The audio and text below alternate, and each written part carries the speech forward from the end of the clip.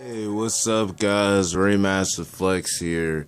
And first and foremost, I just would like to thank the 20 subscribers that I have now on YouTube. Now, I know that may not seem like a lot, but it has been a milestone to reach 20 subscribers, especially when I've had my YouTube channel for over a year now. So I just really want to give thanks to the 20 subscribers because it took a very long time to reach this far. And I'm just absolutely amazed that I have 20 subscribers, and I will try everything I can to make sure that I keep my subscribers with me and stay alert. You know, the videos I make will not change. If you ever watch my intro video, I'll tell you straight there, and it says it. If you look at the description of my channel, you know, I do videos, I do wrestling videos. Like I'm about to do right now. I do Largo HS wrestling videos, which are Largo high school videos, because that's the school I go to, and I like to record some of the matches I have and record some of the matches my teammates have. I do hangout videos with my friends. I like to do those, so if you see me doing a hangout video, you know, don't be surprised. I sometimes do singing videos, sometimes do random videos. It's not one particular thing. I just want people to understand that so they can accept the content that they're going to see for future references for videos that I'm going to put out. And, you know, I was thinking, hey, you know, maybe I should make a video just thanking all my subscribers. But, of course, I'm not going to do that because I'm not going to sit and make a whole video, you know, thanking my subscribers. Although I am pleased, and I do want to say thank you to all the people that have subscribed to me, because it's taken me a very long time to reach this far. And I really hope to gain more and more subscribers as we go along. Anyway, so I was looking at my phone, and this was like either yesterday or Monday, and I couldn't help make a video about former WWE superstar Ryback's official release. Now he is gone from the WWE. Now, recently in the last couple of months, there have been issues Ryback have been having with the company, with Vince McMahon, and it was about the money, which I can agree with him with, because it is kind of messed up. You know, they know who's going to win the match prior to the match. But yet, why is it some superstars get paid less than others, especially the ones that, you know, lose, you know, and stuff like that? That makes no sense. They should get equal amount of pay. And there even are some superstars who may seem major as champion and could be like the big dog, but when it comes to money, when it comes to the amount that they actually get paid, it's really not a lot. So he has a huge point for his reason of being upset with the WWE, because it wasn't really his role that he was upset about. It wasn't really you know, the position that they had him in that he was upset about. And he had some superstars like Cody Rhodes, you know, he left on his own terms because he wasn't happy with his position. For Ryback, this was a little bit different. It wasn't about his position. It was the fact that he was upset about the pay, which I can sort of agree with. You know, that's just my opinion. I can agree with him with that. And you don't have to agree with that. But I will say this. What a career that Ryback has had in the WWE. Absolutely wasted. Absolutely wasted. You know, and, you know, Ryback wasn't particularly one of the best wrestlers, but they could have utilized him a lot better than they did. And one of the biggest downfalls, one of the biggest reasons as to why Ryback's career went downhill is because they decided to turn him heel back in 2013. When they did that, that was one of the worst decisions they ever made, because when they turned him heel, he did not gain any more of a push afterwards, because the minute they turned him heel, he went on to rival with John Cena that year. First they had Extreme Rules, then they faced each other in Payback. Then after that, you know, you didn't really see Ryback on the big cards. That's kind of when Ryback started to really fall down. And it just, you know, they did the Rybaxel thing, but that wasn't successful. We saw how that went when they did Rybaxel. They barely even won a match. Actually, they only had one pay-per-view win.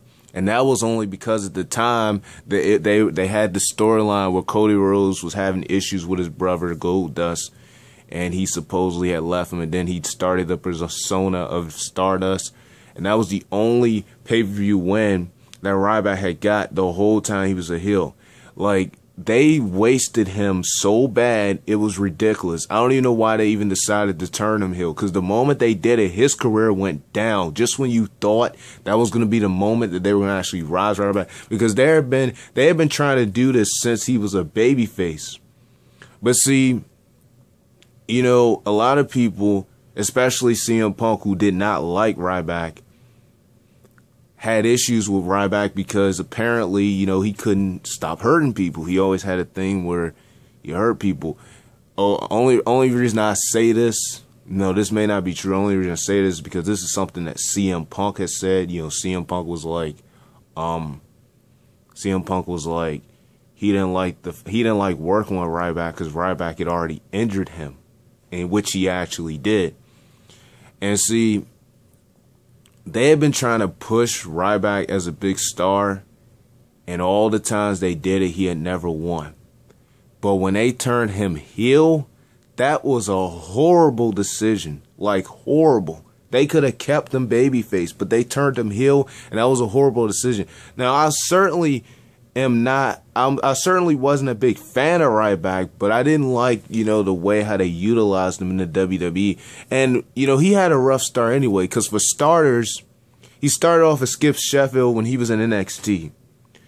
And he was in the Nexus, and like right before he could really get going with his career, he got injured. He got injured real bad, and he was gone for a very long time. For like, I think it was a year, almost 2 years. He was gone for a very long time. Then he made his return in 2012 and changed his name to Ryback. Because first it was Skip Sheffield when he was in the Nexus, but he got injured like, I want to say before or after SummerSlam of that year. I want to say it was before SummerSlam he got injured. And once he got injured, he was gone. Like, his career, you know, he was gone for a long time. It was like an ankle injury or something like that. And then he came back as Ryback, and they would put him in matches with jobbers, because he came back, like I said, in 2012. And then they started putting him in these matches with like jobbers, of course, and he would just beat jobbers real quickly and stuff like that. Then they tried to really put him in the main event picture when they tried to put him against CM Punk, which they only did that at the time because John Cena was actually injured. So in substitution, they put Ryback to face CM Punk at Hell in a Cell that year in 2012. That's one of the only reasons they put Ryback up the ranks like that. But like I said, they had him in a title picture for a while. If you look at from the time of October to early 2013, Ryback was in the main event picture. Then all of a sudden, because, you know, he would go on to face Mark Henry at WrestleMania, which was a horrible match, and we seen how that ended. And then after that, and this was like the night after WrestleMania, then he turned heel. It was like the night after WrestleMania, so it was like heading right to Extreme Rules. And then, bam, they turned him heel. It was one of the worst decisions they made, because once they did that, they didn't really know what to do with him. They didn't know what to do with him. Only thing they did with him was, you know, they had him face Cena. They had him ride with Cena, but then after Cena, he didn't really have a big rivalry with anyone. Now, and I'm only talking about 2013 now, when they turned him back babyface, which, excuse me right now, because I'm sort of tired, so I have to really think about when he actually did turn back babyface, but I do know that it was like sometime in 2014 that he turned back babyface. Well, basically, he turned back babyface when Ryback was separated, and that's kind of when they turned him back babyface. But anyway, even when he turned back babyface, even when they did turn him back babyface, they still didn't really utilize him well. It was basically like after that time they just really didn't utilize him well. And I think what even made him go more downhill was the time period that he actually was Intercontinental Champion, because he had never won a single title in the company. And then last year at the Elimination Chamber, he had won the IC title. And it wasn't one of the best matches that we've seen. It's probably one of the worst Elimination Chamber matches that I've ever seen. It definitely wasn't that good at all. And he won the IC title there because, of course, Daniel Bryan was injured at the time, so he couldn't compete. So his title was progressed, and Ryback won it.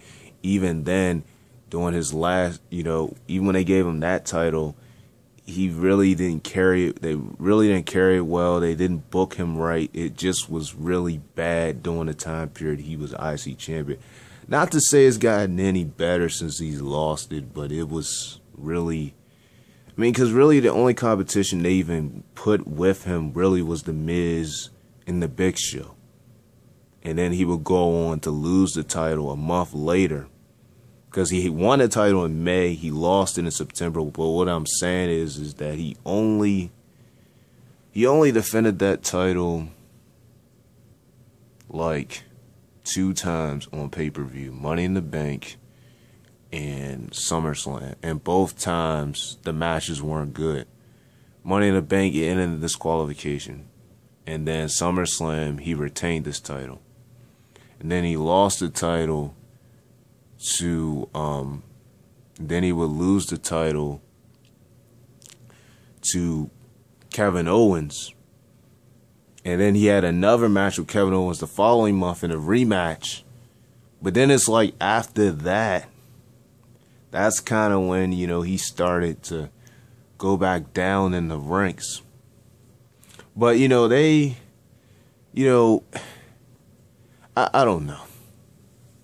Because like I said, honestly, I gotta say this whole thing about Ryback, I think he left for the better. Because, like I said, his reasons, the issues that he had, I can completely agree with. But as far as his skills as a wrestler and stuff, me personally, I'm not going to be missing Ryback at all. But I did want to make a video talking about, Ryback leaving, officially being gone from WWE, because now apparently he is gone from the WWE. And there's a lot of wrestlers who also feel this way, who are also at the merge of leaving, who I do not want to leave in some ways. But him, on the other hand, I quite frankly don't care exactly. But what I do care about is, what he said, because it makes a lot of sense. And it is sort of messed up that they do the company that way. I can agree with his circumstances for leaving. But at the same token, like I said before, Ryback was not really used well anyway. The guy, it's like, once they turned him heel, after he arrived with John Cena and stuff, after he arrived with John Cena, they eventually put him with Curtis Axel. And they did have a good tag team match at the end of that year at TLC. When it was them against Rey Mysterio and Big Show versus Cody Rhodes and Goldust for the tag team titles. That was a really good tag team match that they were involved in. But of course, they were the first team to get eliminated. But it's like, after that, and it's not like he achieved anything when they was teammates. They did the whole Ryback thing. That lasted for a while. Then they separated. Then he went back on his own. Then last year, he went on to win the IC title. One of the first big things he did last year, they put him in a rivalry with Bray Wyatt. They put him in a match with Bray Wyatt. And he lost, of course, at Payback. Then he won the IC title. But it was like, it wasn't really a time, like, his career really didn't seed itself ever since they had turned him heel. It seems as if once they turned him heel in the first place, that's when he went, like, dip. They turned him back babyface, but it still wasn't really working. Because like I said, the whole time he was IC champion, it just seemed like he didn't really have any meaning. Because he barely had any competition up until he faced Kevin Owens. they kept booking him against the same people when he was defending his title, so it really felt like he didn't have no competition. That's how sad it was when he was IC champion. Then, you know, he lost it and everything. And then you got the earlier this year, and one of the last rivalries they put him with was one of the last people that they had put him with, because they turned Ryback, and this was so stupid. First of all, just like 2014, he only got one pay-per-view win this year, and that was at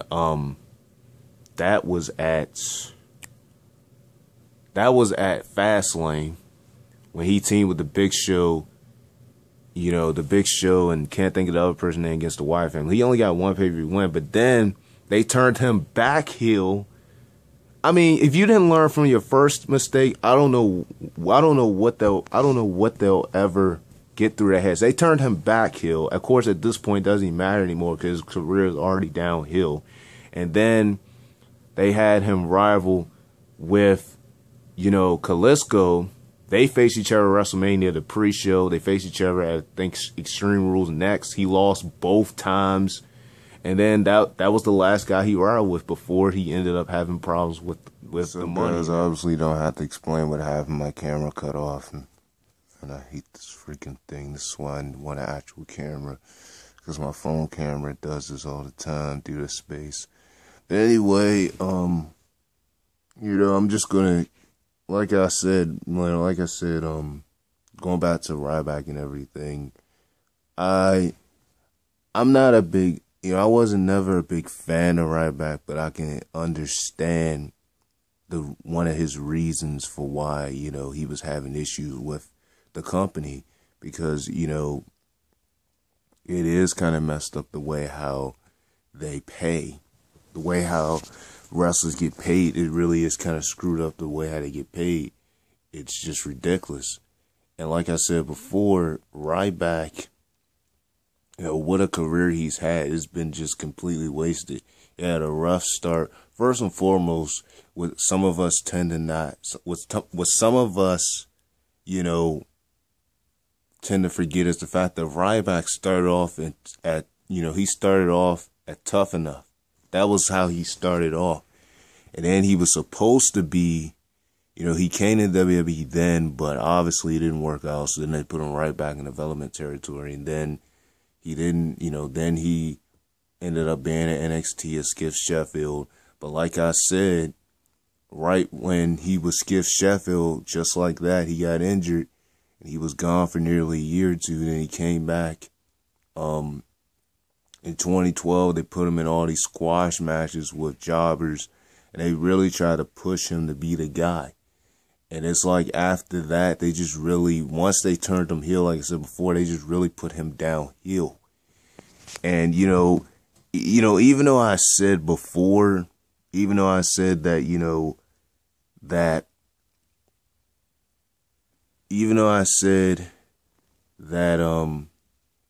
Ryback wasn't really leaving because of, you know, how he was being, how they had him, the way how they had Ryback, his position, that he was more so leaving because of the money and the dispute. That also played a huge factor in it as well, you know, and that's my thing. So, but I can still understand why Ryback was having problems with the company. And now Ryback has left the WWE. And, you know, hopefully he'll get better treatment wherever at the promotion that he's in currently. Because, like I said before, he's not the only person right now that is wanting to leave the company, that actually left the company. There's a bunch of wrestlers, you know, like Alberto Del Rio, like Cesaro. There's a lot of wrestlers out there currently that are having issues with the company, and that are in the merge of leaving at some point, or that could end up very well leaving. And so he wouldn't be the first to do this. But, you know, I call it a WWE release because even though technically he parted ways with them, and it's not like they technically released him, I call it a release because that's basically what happened. And like I said before, you know, Ryback, I feel as though his career went downhill ever since he turned heel. And then they didn't learn from it because this year they decided to turn him right back heel. And look where that got. I mean, literally the last rivalry that he had, he was battling Kalisto for the United States Championship, and all 3 times he faced him, he lost. WrestleMania, then they battled at WrestleMania, then they battled at, I want to say, Payback, because that was the next pay-per-view. I'm sorry, I cannot think right now. I'm really tired. I'm trying to think of what the next pay-per-view was after WrestleMania. I want to say that it was Payback. You know what? It was Payback, because after Payback, there was Extreme Rules, and that's when Seth Rollins made his return to WWE. But anyway, he faced Kalisto at both WrestleMania and Payback. Payback was Ryback's very last pay-per-view. He was supposed to be in a Battle Royal on Raw, but he didn't participate in it because that's when he began his issues. And like I said, I can completely understand why he would feel that way. And while I may not be a huge fan of Ryback, it does make sense for him to, have the issue that he's had. And like I said before, what a career he's had has been completely wasted. It's just absolutely crazy what they've done with him. It's like the booking that they did with him from the moment that, not only from the time he turned heel, but just the booking that they were doing with him was just absolutely ridiculous, especially during his time as IC champion. I cannot stress that enough of how bad it was when he was IC champion. That's why the title didn't really have meaning during the time he was champion, because it's like they acted like they couldn't find no one fresh for him to face and retain the title with, and then they just gave him Kevin Owens and he dropped the belt to him.